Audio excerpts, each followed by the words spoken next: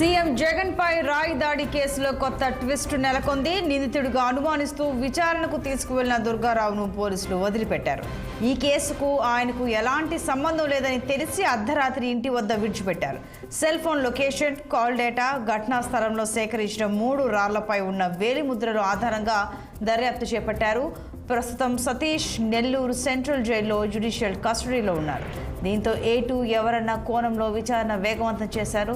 దీనిపై పోలీసులు స్పందిస్తూ కేవలం విచారణ నిమిత్తం దుర్గారావును తీసుకెళ్లామని, ఎలాంటి సంబంధం లేదని తెలిసి వదిలిపెట్టామని చెబుతున్నారు. మరింత సమాచారం మా ప్రతినిధి కోటేశ్వరరావు అందిస్తారు.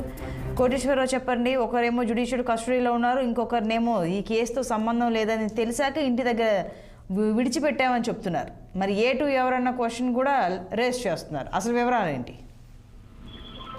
సంతోషి, ఇటీవల సీఎం జగన్ పై జరిగిన దాడి కేసు ఒక అనూహ్య పరిణామాలు అయితే చోటు చేసుకుంటాయని చెప్పుకోవచ్చు. ఈరోజు కొత్త ట్విస్ట్ అయితే ఈ కేసులో మరి పోలీసులు అయితే చెప్తున్నారు కూడా చెప్పుకోవచ్చు. కొత్త ట్విస్ట్ అయితే కాబట్టి అయితే అనుమానితులుగా తీసుకున్నటువంటి టీడీపీ బీసీసీఎల్ కార్యదర్శి ఎవరైతే ఉన్నారో దుర్గారావుని ఈ రోజు అర్ధరాత్రి పోలీసులు అయితే వదిలిపెట్టారు.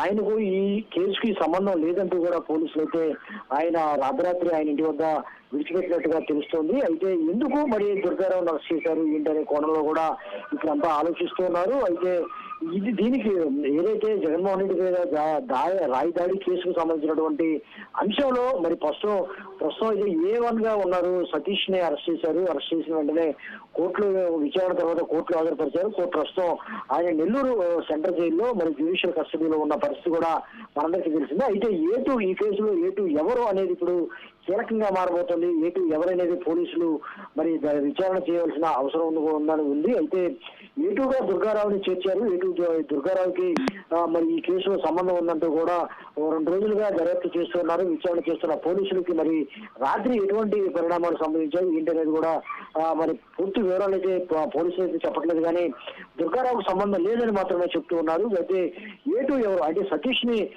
మరి ప్రోత్సహించింది ఎవరు, లేకపోతే ఈ కుట్రకోణానికి సంబంధించినటువంటి ఎవరున్నారు ఈ కుట్రకోణం వెనక అనేది మళ్ళా మొదటిగా వచ్చిందని చెప్పుకోవచ్చు. ఎందుకంటే సతీష్ కి డబ్బులు ఇస్తాము, ఖచ్చితంగా ఈ దాడి చేయమని ప్రోత్సహించిన వారు ఖచ్చితంగా ఉన్నారని కూడా చెప్తున్నారు. సతీష్ అయితే చెప్తున్నారు తాను డబ్బుల కోసమే ఈ పని చేశారని కూడా చెప్తున్న పరిస్థితుల్లో ఎవరు మరి ఈ కుట్రకోణానికి పాల్పడ్డారు, ఎవరు దీని వెనక ఉన్నారని కూడా మరి పోలీసులు అయితే దర్యాప్తు చేస్తూ ఉన్నారు. ఇప్పటికే మరి దుర్గారావు అయితే విడిచిపెట్టారు. కానీ మరి ఎవరో దీని వెనక A2 ఎవరు అనేది కూడా పోలీసులు మరి మరి చర్చ చేస్తూ ఉన్నారు, విచారణ చేస్తూ ఉన్న పరిస్థితి.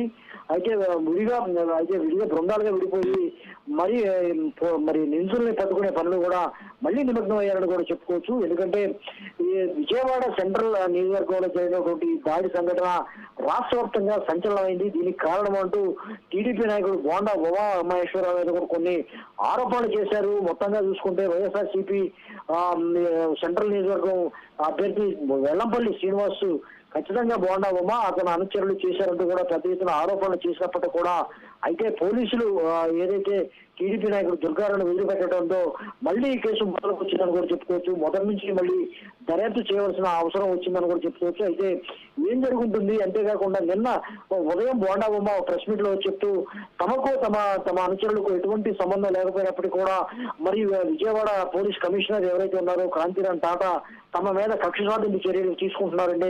అంతేకాకుండా తాము అధికారంలోకి రాగానే ఇటువంటి అధికారుల మీద ఖచ్చితంగా చర్యలు తీసుకుంటాం, ఖచ్చితంగా దీని మీద మరి ఖచ్చితంగా విచారణ చేస్తామని కూడా ఆయన మరి అధికారులను బెదిరిస్తూ మరి ప్రెస్ మీట్ పెట్టడంతో కూడా కొంత చర్చ జరుగుతుంది. అధికారులను బెదిరిస్తున్నటువంటి బోండా ఉమాను కూడా పెద్ద ఎత్తున ఆరోపణలు కూడా రావడం జరిగింది. అసలు ఏం జరిగింది? అయితే ఈ నైట్ ఏదైతే బోండా ఉమా ప్రెస్ మీట్ పెట్టిన తర్వాత అర్ధరాత్రి దుర్గారావును వదిలిపెట్టడంతో ఇక్కడ అనూహ్య పరిణామాలు ఏం జరుగుంటాయని కూడా కొంత చర్చ జరుగుతుంది, కొంత ఆసక్తికరంగా మారిందని కూడా చెప్పుకోవచ్చు.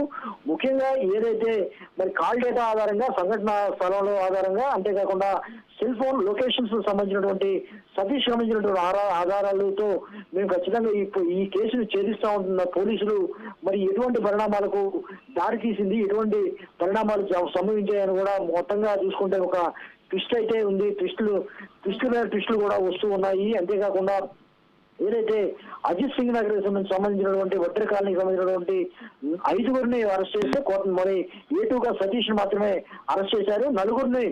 నలుగురు మైనర్లను వదిలిపెట్టారు. ఆ తర్వాత జరిగినటువంటి విచారణలో దుర్గారావును అదుపులోకి తీసుకున్నారు. అదుపులోకి తీసుకున్నప్పటికీ అయితే అధికారికంగా అరెస్టు ప్రకటించబోయినప్పటికీ కూడా దుర్గారావుని విచారించి వదిలిపెట్టడం కూడా ఇది మరింత ట్విస్టులు మరింత అనుమానాలకు కావిస్తుందని కూడా చెప్తూ ఉన్నారు. అయితే ఏం జరుగుతుంది, అయితే ఖచ్చితంగా ఈ కేసులో ఏటో దొరికితే గానీ ఎవరో ఏంటి మరిన్ని నిజాలు బయటకు వచ్చే అవకాశం ఉందని చెప్పుకోవచ్చు. Santosh. Right Koteswararao, thank you.